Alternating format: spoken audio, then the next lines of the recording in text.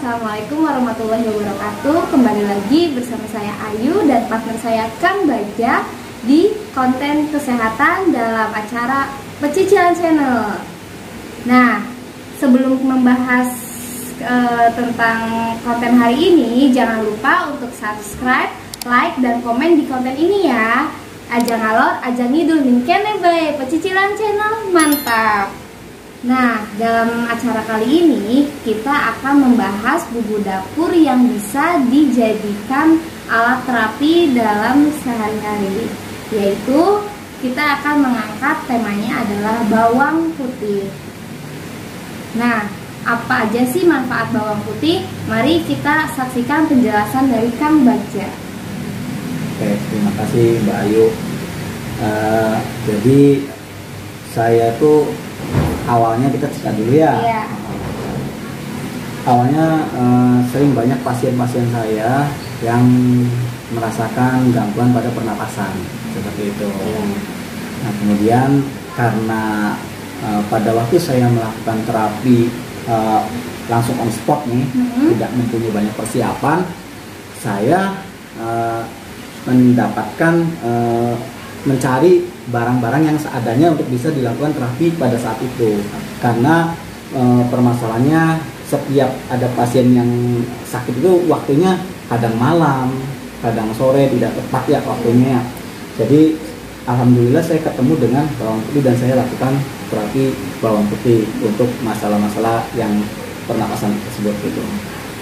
Nah, saya pernah, sebelum saya melanjutkan untuk apa sih manfaat bawang putih itu saya sering menerapi pasien gangguan pada pernapasan, gangguan pernapasan, sesak nafas yang sangat, yang mana nafasnya itu terputus-putus gitu. Nah, karena saya lihat dari kasusnya adalah gangguan pada pernapasan, kemudian saya minta kepada keluarga pasien untuk diambilkan bawang putih gitu. Nah, dari sini saya lakukan treatment. Nah, terus alhamdulillah dalam waktu 30 menit atau 1 jam lamanya sambil kita pantau, yang tadinya mau dibawa ke rumah sakit itu tidak jadi dibawa ke rumah sakit. Alhamdulillah atas panduan, atas pertolongan Allah ya dengan kita bawang putih liar gitu, alhamdulillah terbantu gitu, seperti itu. Nah, untuk penyakitnya sendiri apa masalah pernapasan saja atau bisa gangguan kesehatan lainnya, Kang Bagja? Oh iya, kalau untuk bawang putih itu lebih ke afinitasnya adalah organnya organ limpa, organ lambung, terus usus besar sama paru-paru. Nah, kalau untuk permasalahan bawang putih lebih dikedepankan adalah masalah paru-paru. Gitu. Ya, nah sebelumnya ada pertanyaan nih dari beberapa warganet ya, yang bertanya ya. Nah, jenis apa aja sih bawang yang dapat digunakan dalam terapi ini, khususnya bawang putih ini? Kan ada beberapa jenis. Nah, apa saja jenis yang bisa digunakan? Sebetulnya semua jenis bawang putih bisa digunakan untuk dilakukan terapi. Akan tetapi dalam hal untuk yang saya lakukan ini lebih diarahkan ke bawang putih cutting. Kenapa saya pakai bawang putih cutting? Karena kulitnya itu, teksturnya itu udah kering banget dan mudah untuk dikupas. Kalau misalkan pakai bawang putih yang dapur yang menyatu itu kan kulitnya tipis, jadi akan menambah waktu lama gitu. Adapun satu lagi bawang putih yang tunggal itu lebih banyak dibikin fermentasi ya. Jadi saya ambil bawang putih tunggal, bawang putih cutting. Gitu.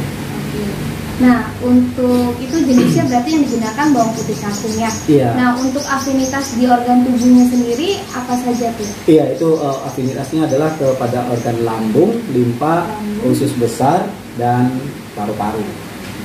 Karena sifat dari bawang putih tersebut itu adalah panas dan pedas, gitu. Jadi fungsinya adalah untuk detoksifikasi ya, menguatkan energi Qi dalam tubuh seperti itu.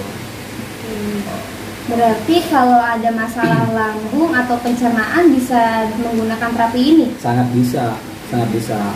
Tinggal nanti kita lihat kita pantau durasinya, apakah dalam waktu 15 menit atau 30 menit pertama itu ada perubahan. Bila mana misalkan ada perubahan dalam waktu 30 menit ke depan, maka proses terapinya akan dilanjutkan maksimal 6 jam. Nah, untuk manfaatnya sendiri nih, dari terapi ini manfaatnya apa tuh Kang Bagja? Manfaatnya untuk sirkulasi darah.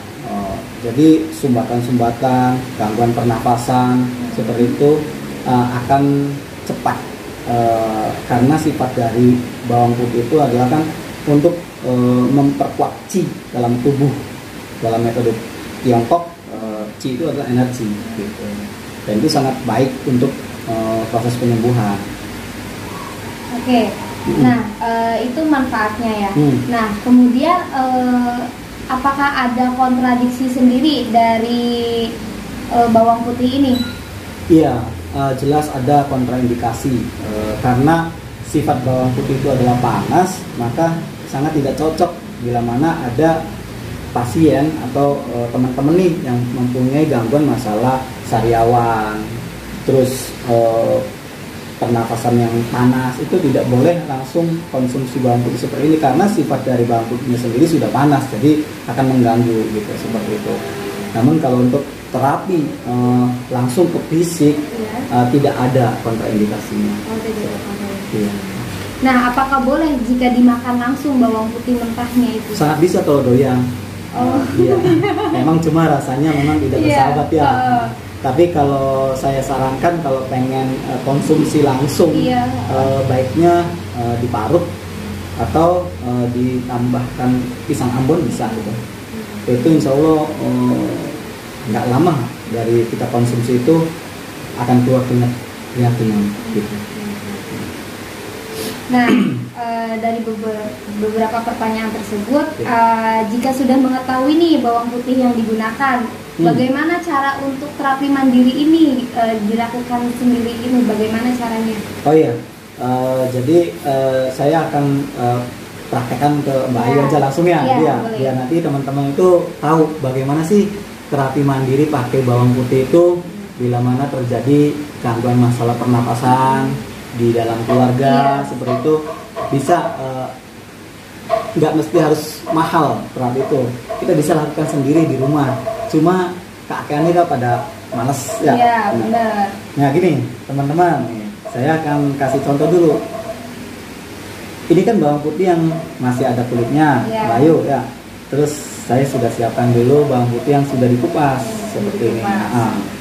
Nah, proses terapinya untuk gangguan pernapasan, misalkan sesak nafas atau yang sangat tidak enak pada organ paru-paru kita, gangguan permasalahan seperti itu, kita ambil mau pakai tangan kanan bukan ya? Mau pakai tangan kanan atau tangan kiri bebas gitu. Contoh kita ambil tangan kanannya Mbak Ayu nih. Tangan kanannya Mbak Ayu di sini. Nah, sebelum kita melakukan terapi pakai bawang putih ini, baiknya kita dimasas dulu area organ paru-parunya yang bermasalah. Nah, bisa dengan melakukan pijitan yang ringan. Kenapa saya ambil titik ini? Karena di sini adalah titik akupoin. Titik akupoin untuk organ paru-paru di sini, ya pernapasan. Nah, maka saya perbaiki organ yang bermasalah saja. Misal dalam hal ini kasusnya paru-paru, pernapasan. Ya ini kita tekan di sini. Kita kuatkan dulu. Nah, berapa lama kita pijitnya atau masasnya? Minimal 2-5 menit.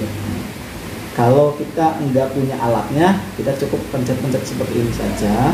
Kalau kita punya alat, kita bisa seperti ini, kita masak seperti ini. Nah, jika ada gangguan dalam pernapasan, apa yang dirasa oleh pasien? Ya. Biasanya hanya dengan menekan sedang saja di area organ paru-paru. Biasa, contoh saya ambil contoh seperti ini. Itu si pasien dengan tekanan ringan saja itu akan menjerit au. Nah, berarti di sini ada gangguan sumbatan C yang tidak seimbang dalam organ paru-paru tersebut. Nah, kita tugasnya adalah membereskan. Kita bereskan di sini. Tekan dulu sampai yang tadi rasa sakitnya itu sangat, kemudian mereda dan pudar, hilang. Setelah kita lakukan massage seperti ini selama 5 menit maksimal, baru kita kupas bawang putih.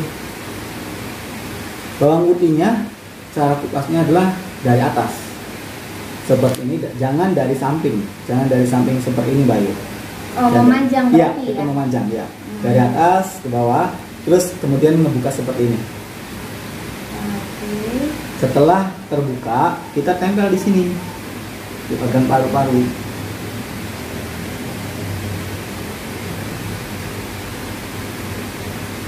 Gitu ya. Iya. Bentar, saya tempel dulu selotip.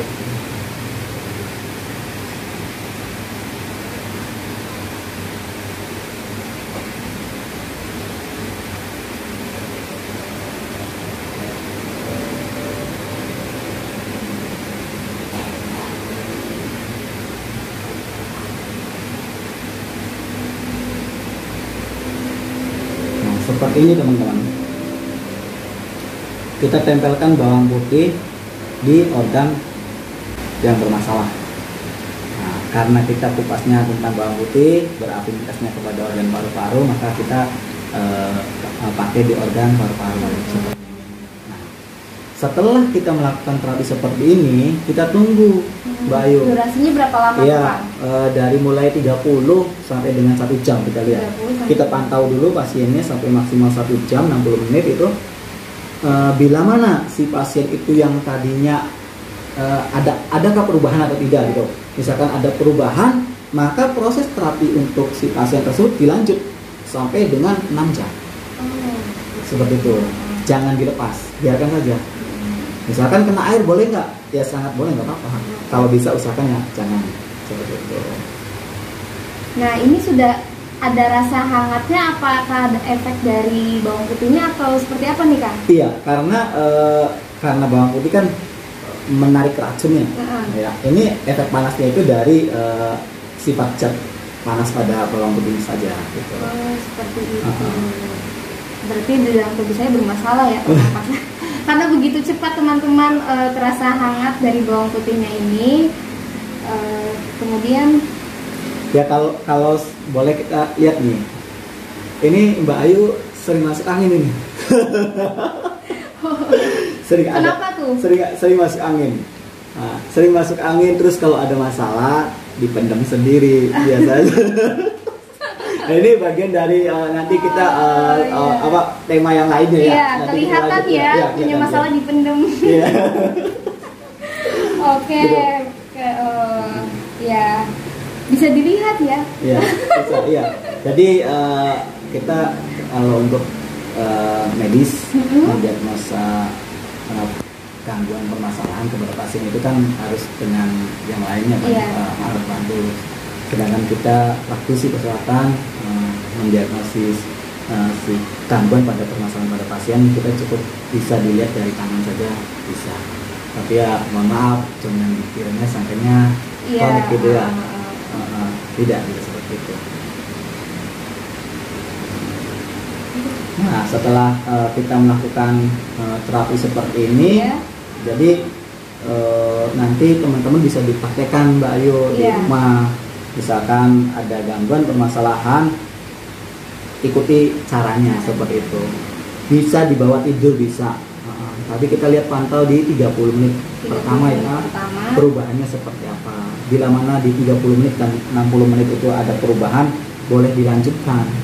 Bila mana tidak ada perubahan, maka bisa dikerjakan di keduanya, tangan kanan dan tangan kiri. Ini seperti itu aja, Mbak Ayu, untuk pembahasan bawang putih seperti itu, Mbak Ayu. Oke. Nah, teman-teman, tadi sudah dilihat ya cara menerapi bawang putih secara mandiri di rumah dengan menggunakan bawang putih cutting. Sebenarnya bisa menggunakan bawang putih apa saja, namun dianjurkan oleh Kang Bagja yaitu bawang putih cutting karena kulitnya yang sangat mudah dikupas dan mudah ditemui di mana-mana. Nah, untuk teman-teman yang memiliki gangguan pencernaan, pernafasan, kemudian limpa, bisa menggunakan terapi ini dan praktekkan di rumah secara mandiri.